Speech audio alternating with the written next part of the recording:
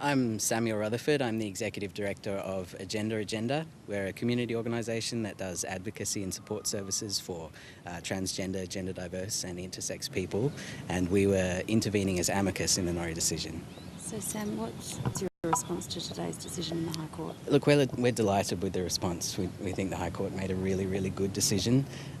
They've set some really important guidance for every other state and territory jurisdiction, even though this was specifically about New South Wales. And we're very glad for Norrie that a lot of years of determination and probably a lot of stress as well, taking her fight for recognition all the way to the High Court, has finally paid off. Do you think this will speed up the pace of change in this area?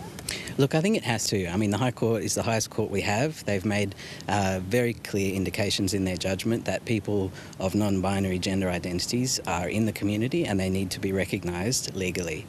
The New South Wales statute, which is the only one that's specifically relevant to this decision, has very similar counterparts in every other state and territory jurisdiction. So it will certainly be difficult for other state legislatures not to pay attention to it.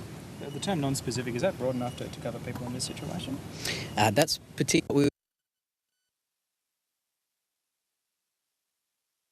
Okay, a bit of an issue there with that feed from outside the High Court in Canberra. That was a spokesperson for Gender Agenda after the announcement by the High Court today that the New South Wales legislation does allow for a third non-specific gender to be set out in forms. So the Registrar of Births, Deaths and Marriages will have to create that separate section or separate part of the form so that people who don't identify as a specific agenda will be able to tick that box.